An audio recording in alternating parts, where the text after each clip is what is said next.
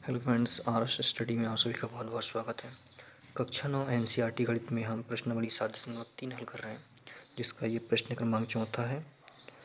प्रश्न कहता है कि बीई और सीएफ एक त्रिभुज एबीसी के दो बराबर शीर्ष लंब है। आरएचएस सर्वांग समता नियम का प्रयोग करते हुए सिद्ध कीजिए कि त्रिभुज एबीसी एक समद्विबाहु त्रिभुज है। ठीक है, तो हमें कहा गया है यहाँ पे कि त्रिभुज दिया गया है ए बी सी।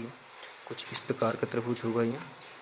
त्रिभुज ए बी सी एक त्रिभुज है, ठीक है, जिसमें बी ई और सी एफ दो बराबर शीर्ष लंब है। तो बी ई, यहाँ से ये बी और यहाँ से ये ई, ये दो शीर्ष लंब हैं। ठीक है, यहाँ से यहाँ तक का और एक ई से लेकर एफ तक का ये दो समान शीर्ष लंब है। तो हमें आर एच एस सर्वांग समता नियम का प्रयोग करते हुए बताना है कि ए बी सी ये त्रिभुज जो है वो समबाहु त्रिभुज है। मतलब इसकी ये वाली जो भुजा है, ये वाली दोनों ये समान है। ठीक है, ये सिद्ध करना है। तो आर एच एस का नियम क्या होता है? हमने जो प्रश्नावली स्टार्ट किया था तभी हमने एक भूमिका वाला चैप्टर पढ़ा था इसमें। ठीक है, जिसमें मैंने बताया था आपको कि आर एच एस क्या होता है। तो आर का मतलब क्या? समकोण या राइट एंगल बोलते हैं इसे। ठीक है, राइट एंगल मतलब समकोण, समकोण। फिर एच हाइपोटेनियस मतलब कर्ण। ठीक है, हाइपोटेनियस मतलब कर्ण होता है। एस मतलब भुजा, एस मतलब साइड, साइड मतलब भुजा। ये तीन चीज़ों का प्रयोग करके हमको सिद्ध करना है कि ये त्रिभुज कैसा है, समद्विबाहु त्रिभुज है। ठीक है, तो इसके लिए सबसे पहले तो जो हमको प्रश्न दिया गया है वो सारी चीज़ें हम सिस्टमेटिक तरीके से लिख लेते हैं।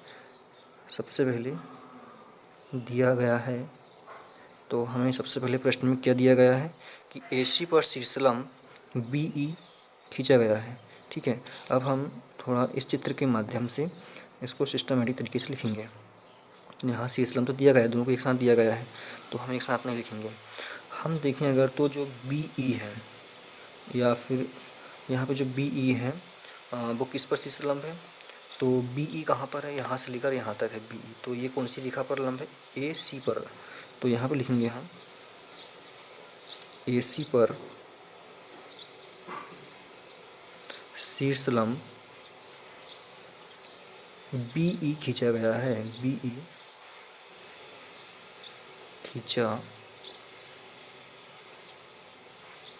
गया है। ठीक है, BE जो है शीर्षलंब खींचा गया किस पर? AC पर खींचा गया है। तो जब AC पर खींचा गया है शीर्षलंब, तो मैंने पहले ही बताया था आपको कि जब हम किसी भी रेखा पर शीर्षलंब या लंब खींचते हैं तो वहाँ पर जो कोण बनता है वो कितने का बनता है? 90 अंश का बनता है। तो जब ये वाली रेखा खींची गई यहाँ पे, तो ये वाला कोण 90 अंश का हो जा रहा है, ये भी 90 अंश का हो जा रहा है। तो ये भी लिख लेते हैं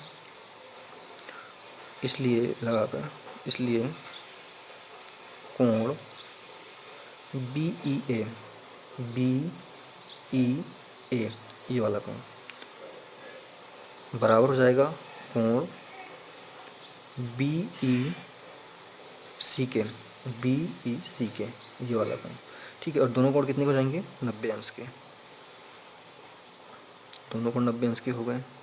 अब दूसरा वाला शीर्षलंब, दूसरा जो शीर्षलंब है उसको भी लिख लेते हैं। AB पर, अब यहाँ पे खींचा गया है AB पर शीर्षलंब, AB पर शीर्षलंब कौन सा शीर्षलंब खींचा गया यहाँ पे? CF खींचा गया है। ठीक है, यहाँ पे CF इसमें शीर्षलंब खींचा गया है। तो यहाँ पे भी ये वाला कोण और ये वाला कोण कैसे हो जाएंगे? 90 अंश के हो जाएंगे। तो इसको भी लिख लेते हैं, कोण CFA बराबर कोण CFB बराबर कितने का? 90 अंश का हो जाएगा। ठीक है, यहाँ पे हमने दो चीज़ लिख लिया है। तो यहाँ पे इन दोनों चीज़ों से एक चीज़ स्पष्ट हो जाती है कि यहाँ पे जो दो कोण कौन कौन से? कोण आपका BEC ये वाला और कोण CFB ये वाला, दोनों कैसे बराबर हो जा रहे हैं। तो यहाँ पे हम लिखेंगे कोण BEC बराबर कोण CFB, ये दोनों 90 अंश के हो जा रहे हैं। इसको हम समीकरण नंबर 1 दे देते हैं यहाँ पे, समीकरण नंबर 1। ठीक है, एक चीज़ में और कहा गया है कि क्या कहा गया है कि दोनों शीर्षलंब बराबर हैं। दोनों शीर्षलंब कैसे बराबर हैं? तो दोनों शीर्षलंब यहाँ पे कौन कौन से हैं? तो दोनों शीर्षलंब BE बराबर CF हो गया यहाँ पे, BE बराबर CF। ठीक है, और हमें सिद्ध क्या करना है कि ABC एक समद्विबाहु त्रिभुज है। तो यहाँ पे लिखेंगे सिद्ध करना है, सिद्ध करना है। सिद्ध क्या करना है कि त्रिभुज यहाँ पे ABC समद्विबाहु त्रिभुज है। या समद्विबाहु त्रिभुज कब होंगे? जब हम दर्शा देंगे कि A और B भुजा AC के बराबर है। तो डायरेक्ट यहाँ पे हम लिख सकते हैं कि AB बराबर AC, ये हमको सिद्ध करना है। ठीक है, अब ये सिद्ध कब होंगे कि जब हम त्रिभुज AEC ये वाला त्रिभुज AEC और त्रिभुज CFB ये दोनों को हम सर्वांग समता अगर दर्शा देंगे तो ये त्रिभुज कहना चाहिए कि हम इसको कह सकते हैं कि ये समबाहु त्रिभुज हो सकते हैं। तो चलिए, त्रिभुज BEC और त्रिभुज CFB में, ठीक है, दोनों त्रिभुज में कोण BEC बराबर कोण CFB। ठीक है, कोण ये वाला और कोण ये वाले की बात हो रही है यहाँ पे। तो ये दोनों बराबर हैं, ये हमने बराबर है और कितने 90 अंश के हैं, मतलब समकोण है ये। ठीक है, तो ये समीकरण नंबर 1 से,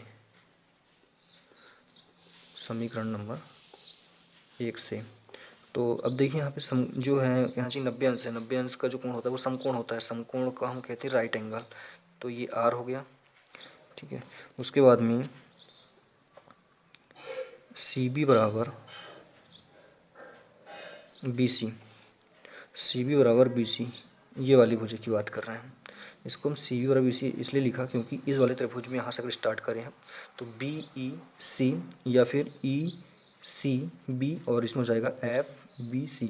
तो इसको हम CB बराबर BC कर सकते हैं और ये उभयनिष्ठ है, उभयनिष्ठ रेखा है।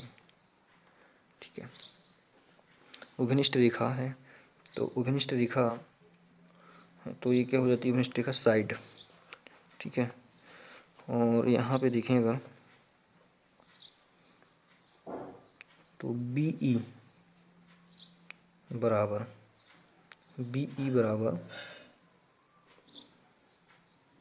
CF ये दिया गया है। ठीक है, दोनों शीर्षलंब है, दोनों शीर्षलंब बराबर बताया गया है। ठीक है, अगर हम यहाँ पे देखें तो यहाँ पे समकोण बन रहा है।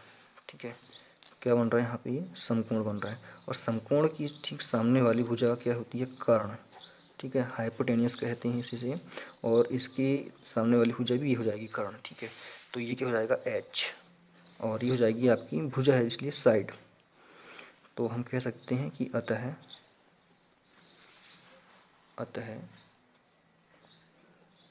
त्रिभुज BEC सर्वांग है त्रिभुज CFB के, और कौन से नियम से?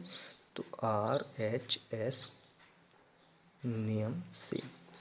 ठीक है, ये हो गया आपका समकोण, ये हो गया हाइपोटेनियस, ये हो गया आपका भुजा। तो ये चीज़ हमने यहाँ पे दर्शा दिया है कि ये हो गया। अब यहाँ पे जब ये त्रिभुज सर्वांग है तो इसलिए कोण BCA बराबर हो जाएगा कोण CBA के। ठीक है, कोण हमने क्या बताया यहाँ पे कि BCA।